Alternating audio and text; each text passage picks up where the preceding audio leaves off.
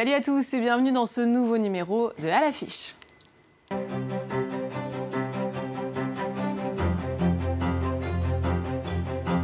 Il y a un an, le Festival d'Angoulême faisait l'unanimité avec son hommage au dessinateur de Charlie Hebdo, quelques jours seulement après les attaques contre le journal satirique.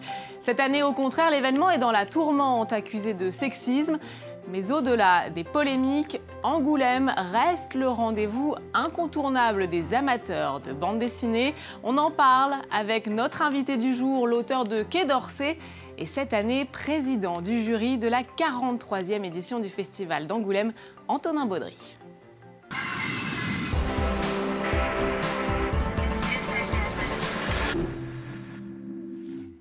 Antonin Baudry, bonjour. Bonjour. Merci beaucoup d'être avec nous dans À l'affiche. On va parler donc de ce festival d'Angoulême. Que nous réserve et qu'attendez-vous de cette 43e édition? J'espère qu'on va découvrir plein de très beaux albums. Voilà. Vous en avez déjà découvert en tant que président du jury. Je crois que vous en avez lu déjà combien? Une quarantaine? Oui, c'est ça. Oui, il y en a des très très bien. Elles ont toutes quelque chose d'intéressant. Parce que les 40 qui sont là sont donc sélectionnées par un comité. Ouais.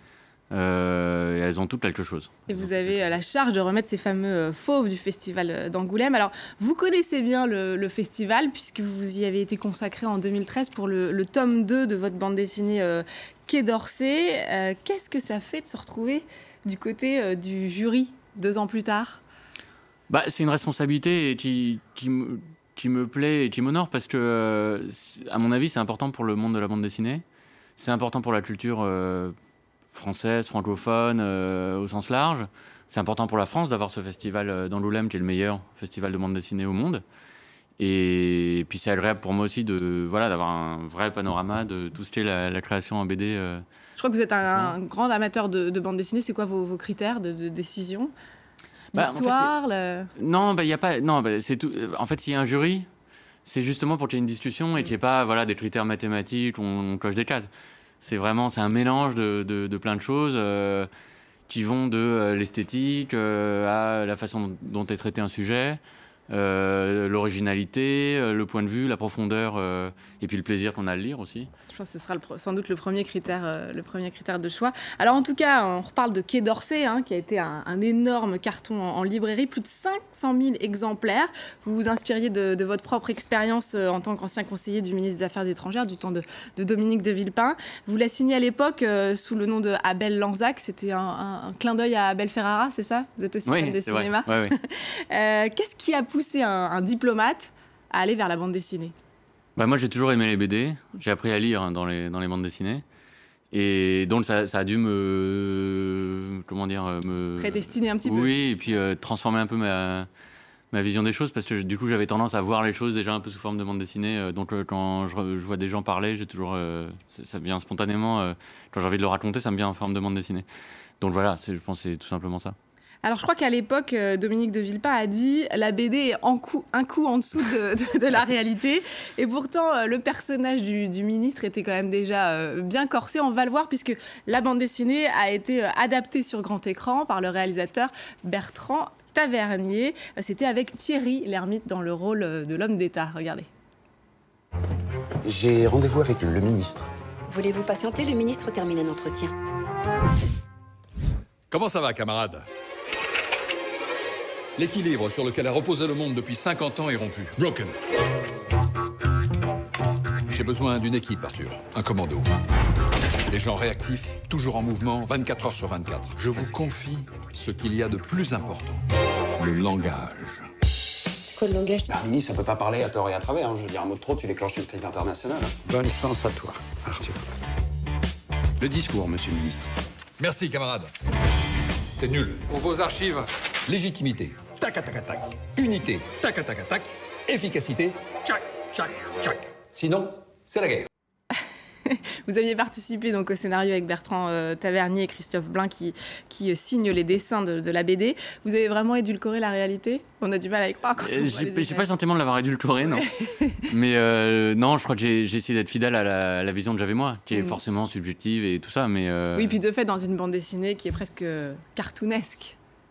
Ouais, non, mais comment dire, cartoonesque ou pas, j'ai vraiment essayé que les choses soient fidèles à ce que j'avais vu, en tout cas. Est-ce que vous aviez ressenti?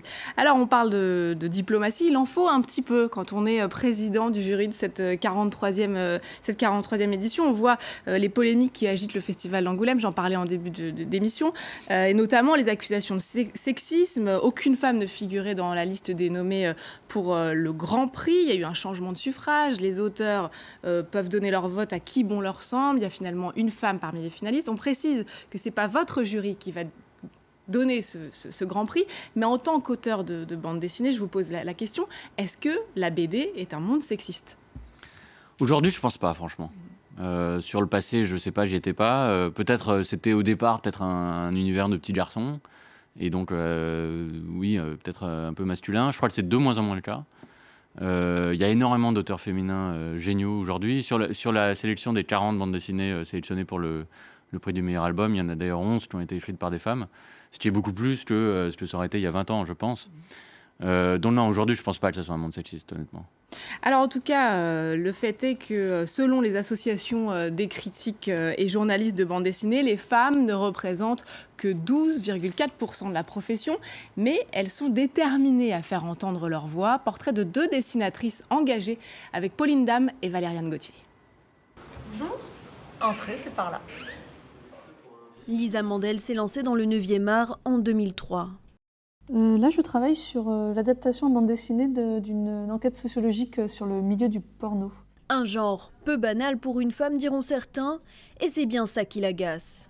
Ça m'est arrivé plusieurs fois qu'on dise voilà une bande dessinée burnée, bien burnée, une auteure bien couillue, parce que voilà, ma BD, elle s'inscrit pas du tout dans une ligne féminine, entre guillemets, un peu douce, un peu introspective, un peu légère, un peu à fleur de peau. Un machisme et une étiquette de femme qui lui colle au crayon.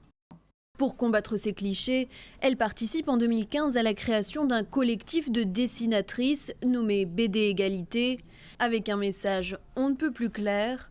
Ce mouvement revendique 147 dessinatrices sur les 173 que compte la profession en France, parmi elles Pénélope Bagieux. Connue pour ses personnages féminins bourrés d'humour, exposés dans cette galerie parisienne, des créations qui lui ont souvent valu l'étiquette d'album girly. Quand on sait que l'auteur est une femme, on va plutôt dire que c'est une BD de fille. Déjà, rien que ce mot de fille, ça, passé un certain âge, ça devient un peu ridicule, mais personnellement, je lis beaucoup de bandes dessinées et je pense que je ne me suis jamais préoccupée de savoir si elle avait été écrite par une femme ou pas, et surtout si elle avait été écrite pour moi ou pas, en fait. Engagée et culottée, comme le nom du blog dessiné qu'elle vient de lancer. Elle y raconte le destin hors norme de 25 femmes audacieuses. Son premier portrait n'est autre que celui de Clémentine Delay, la femme à barbe, figure célèbre de la Belle Époque, devenue la mascotte des poilus. Vous avez une auteure, une dessinatrice que vous aimez, que vous voulez nous recommander peut-être dans la liste des nommés pour les fauves à Angoulême? Oh, ça serait pas. Vous pouvez pas, vous avez votre devoir de réserve. Oui, devoir de réserve. Ouais. Mais vous avez une auteure que vous aimez ou... Plein, honnêtement. Mais là, honnêtement, voilà, c'est pas le moment pour moi de parler de tel ou tel. De donner des noms. On ouais. comprend le devoir de réserve. En tout cas, là, on a vu Lisa Mandel ou Pénélope Bagieux. On peut peut-être retrouver leurs ouvrages à la librairie Albertine. Je fais le lien puisque c'est cette librairie que vous avez créée à New York, baptisée du nom de l'héroïne, évidemment, de À la recherche du temps perdu de Proust. On y retrouve des milliers de livres en langue française à 2 pas de Central Park.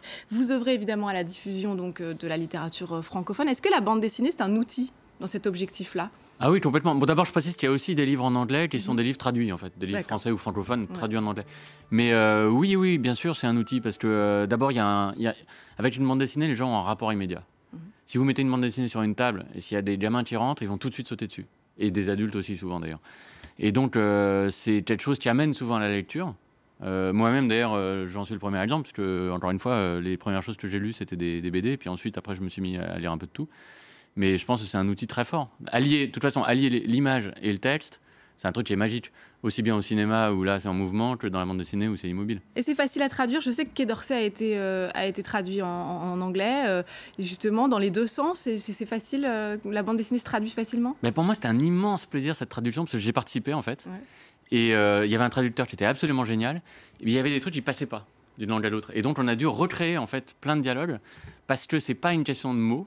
c'est une question de culture. Ouais. Il y a des choses qui font référence à des trucs que vous comprenez dans une culture et pas dans l'autre. Et donc, on a dû même changer un peu les personnages. J'ai dû militariser, par exemple, un tout petit peu le personnage du ministre pour le rendre plus compréhensible dans une culture américaine. Enfin, il y a plein de choses qui se sont passées qui étaient vraiment intéressantes pour moi. Et je trouve que cet exercice de la traduction est génial. Là aussi, ça pourrait être un outil pédagogique génial. Bon, on comprend bien évidemment cette question de double culture à France 24, ici où on est dans deux canaux. Merci beaucoup en tout cas d'être venu nous parler, Antonin Baudry, de cette 43e édition du Festival d'Angoulême. Vous êtes président du jury et puis on rappelle donc Quai d'Orsay, la bande dessinée, c'est paru chez Dargaud il y a 2 tomes. Merci encore et merci évidemment à vous de nous avoir suivis. N'oubliez pas de nous retrouver sur france24.com ainsi que sur tous nos réseaux sociaux. On se quitte avec des images de l'art de Maurice en hommage au créateur de Lucky Luke et alors que le cow-boy qui tire plus vite que son ombre fête cette année ses 70 ans. À voir jusqu'au 18 septembre au musée de la bande dessinée à Angoulême. Je vous laisse découvrir et vous dis à très vite. In the poussière of Ohio, wearing his beautiful chapeau, but who's this caballero? The emperor of the Far West. When he degains his revolver, he can shoot a fly d'un seul geste. In the desert, there is person, never a coup de téléphone. He's a cowboy, poor and lonesome.